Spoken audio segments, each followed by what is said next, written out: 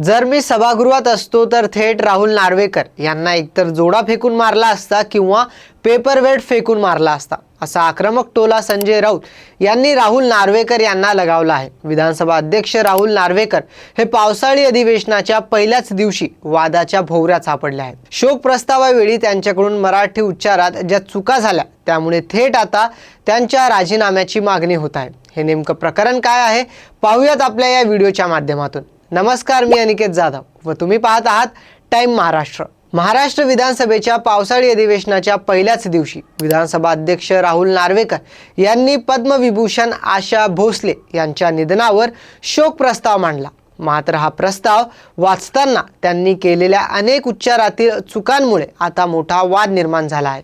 नार्वेकर यांनी आशा भोसले यांच्या वडिलांचे नाव दीनानाथ मंगेशकर ऐवजी दीनदयाल असे वाचले, तसेच आशाऐवजी अशा, यथोचित ऐवजी यशोचित, हृदय सिंहासनावर ऐवजी हृदया सिंहासनावर, दुर्दम्य इच्छाशक्ती ऐवजी दुर्दम इच्छाशक्ती असे अनेक शब्द चुकीचे उच्चारित केले। यानंतर त्यांचा मनसे अध्यक्ष राज ठाकरे यांनी चांगलाच समाचार घेतला। नार्वेकरांनी आशाताईंचा नव्हे तर मराठी भाषेच्या निधनाचा शोक प्रस्ताव मांडला। छापील कागद वाचण्यातही त्यांना अडचण आली। त्यांनी काय कागदातून भेळ खाल्ली होती का, असा टोला राज ठाकरेंनी लगावला। आशाताईंच्या निधनाचा हा प्रस्ताव राहुल नार्वेकर यांनी स्वाहिली अथवा हिब्रू भाषेत मांडला असता तरी चाललं असतं, कारण त्यांचं मराठी पण कळलं नाही आणि स्वाहिली हिब्रू तसेही कोणालाच कळत नाही।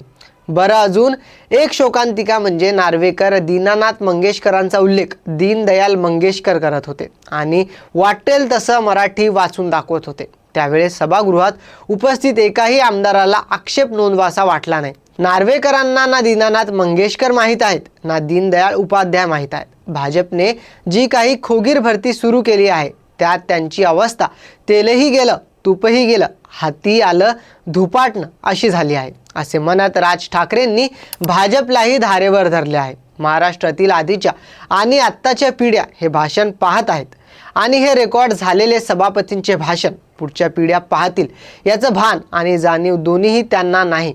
माणूस शिक्षित असला पाहिजे, पण त्यापेक्षा तो सुज्ञ असला पाहिजे याची जाणीव मुख्यमंत्र्यांनी सभापतींना करून देणार आहेत का, असा सवालही राज ठाकरे यांनी मुख्यमंत्री देवेंद्र फडणवीस यांना विचारला।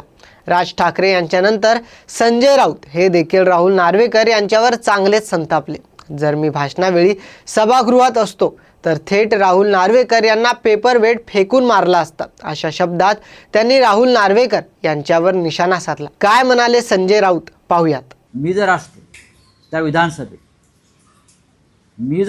विधानसभेत तर मला जामवंतराव धोटेचं स्मरण करून मी पेपरवेट फेकून मारला असता त्या दिशेनं। मी जर तिथे असतो, माझ्यासारखे अजून 10 लोक असते तर जामवंतराव धोटेचं स्मरण करून मराठीचा अपमान करणाऱ्या व्यक्तीविरुद्ध मी तिथेच एक तर जोडा काढला असता किंवा पेपरवेट फेकून मारला असता। मराठी भाषेचा अपमान महाराष्ट्राच्या विधानसभेत, विधिमंडळात लाजा वाटला पाहिजे। भाषणावेळी मराठीच्या उच्चारात चुका हा महाराष्ट्रासाठी अत्यंत गंभीर विषय आहे। महाराष्ट्र विधानसभेच्या अध्यक्षपदावर बसलेल्या व्यक्तीला मराठी बोलता येत नाही, मराठी वाचता येत नाही, मराठीत विचार करता येत नाही। ते नार्वेकर नाही तर नॉर्वेकर आहेत। नॉर्वेकर हे परकीय नागरिक तर नाही ना, याचा शोध घ्यावा लागेल। या महाराष्ट्रात मराठी भाषा अनिवार्य आहे। रिक्षावाल्यांना सुद्धा मराठी यायला हवे असा आपण आग्रह धरतो, कायदा करतो। राज्यात केवळ मराठीची सक्ती आहे असे राज्याचे मुख्यमंत्री सांगतात, पण त्यांनी नेमलेल्या विधानसभा अध्यक्षांना मराठी येत नाही, ते मराठीचे धिंडवडे काढतात। आशा भोसले यांचा शोक प्रस्ताव त्यांना धड वाचता येत नाही, मांडता येत नाही। मी जर सभागृहात असतो तर थेट राहुल नार्वेकर यांना एकतर जोडा फेकून मारला असता किंवा पेपरवेट तरी फेकून मारला असता, असे संजय राऊत म्हणाले।